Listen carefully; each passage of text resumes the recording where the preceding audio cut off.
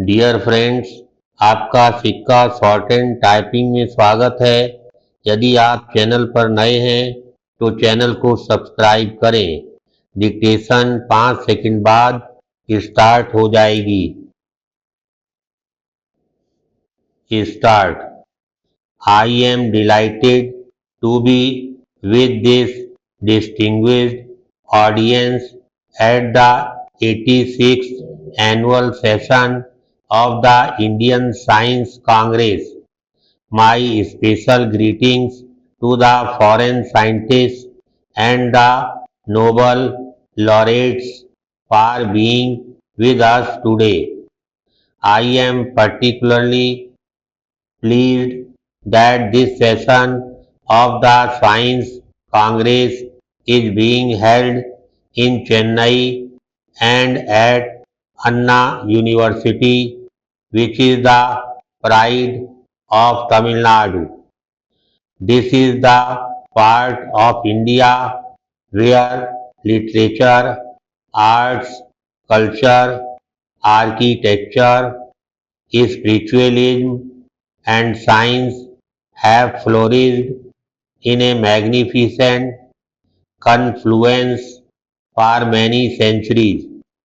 This land has produced giants of literature like the sant, poet, and philosopher राष्ट्रीय कवि Subramanya Bharti.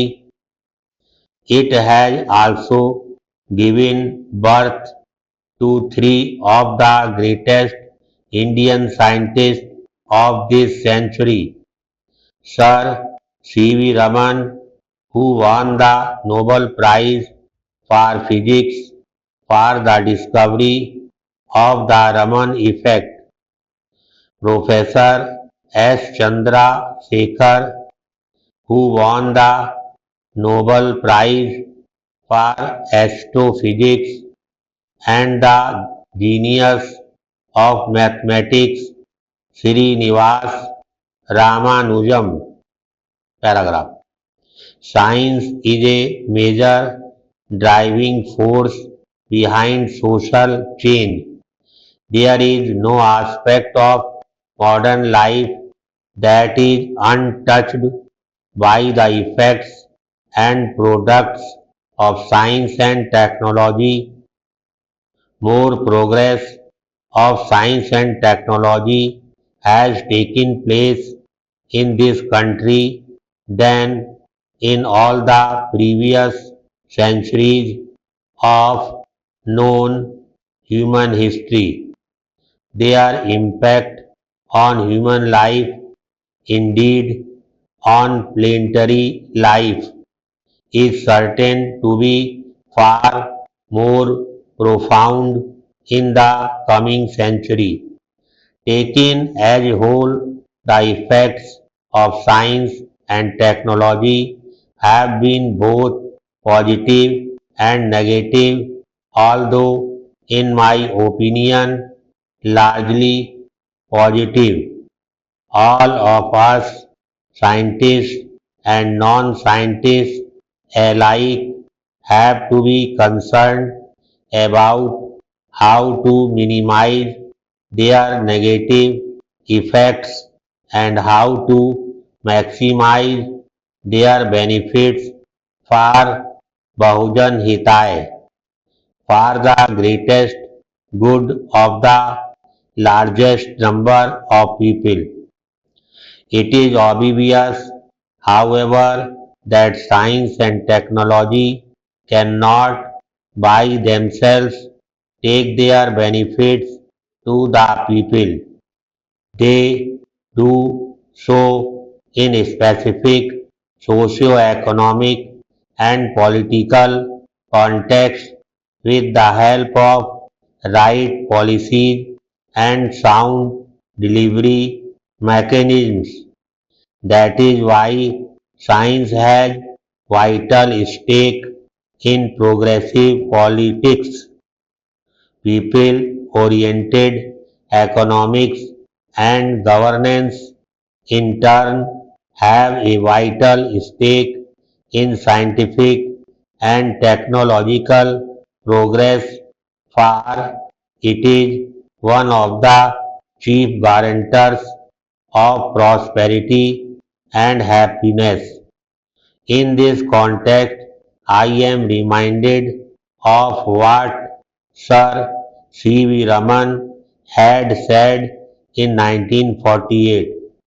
There is only one solution for India's economic problems, and that is science, and more science, and more science, and still more science. Paragraph. The need to deepen, widen, and enrich India's scientific base is all the more urgent in view of the challenges of the next century and the next millennium.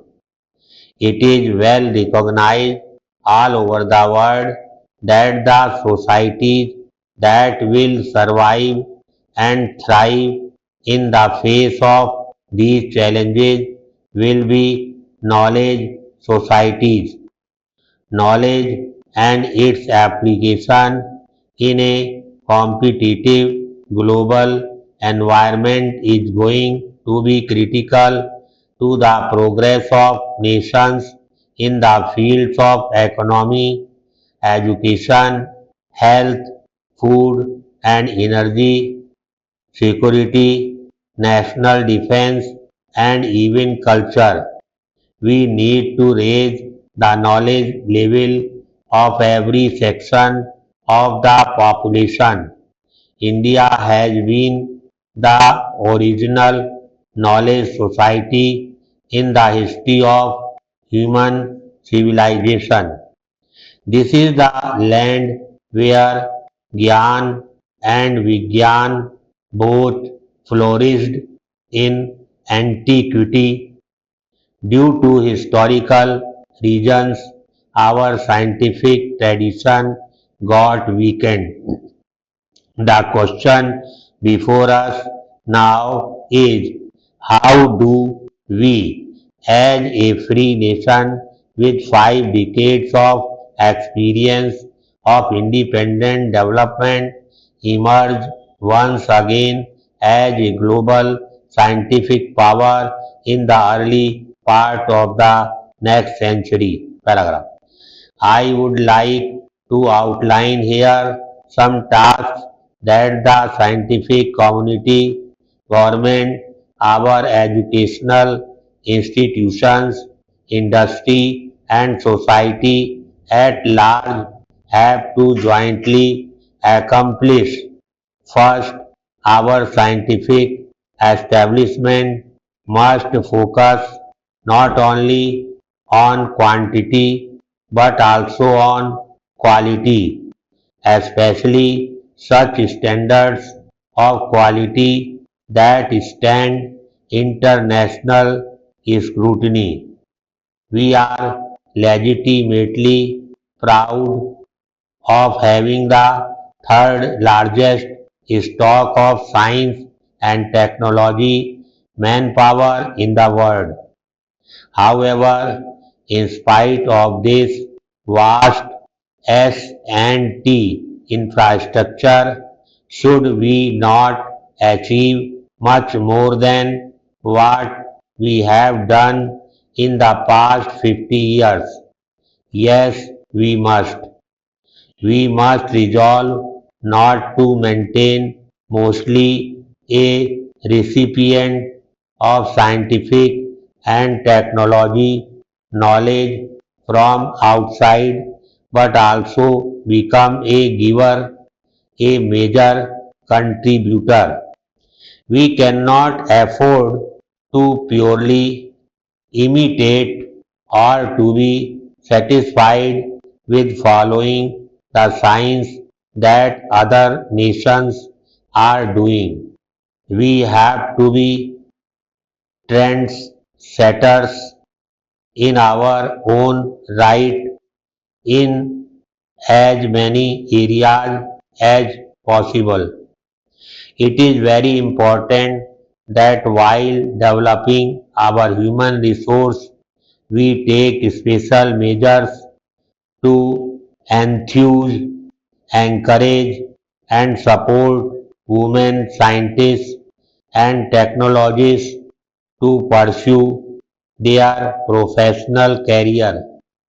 I would urge the Ministry of HRD to give high priority to the simplification of rules and regulations to encourage more and more women professionals getting involved in scientific programs, and our scientific community must forge collaborations with the best institutions across the globe. Thank you.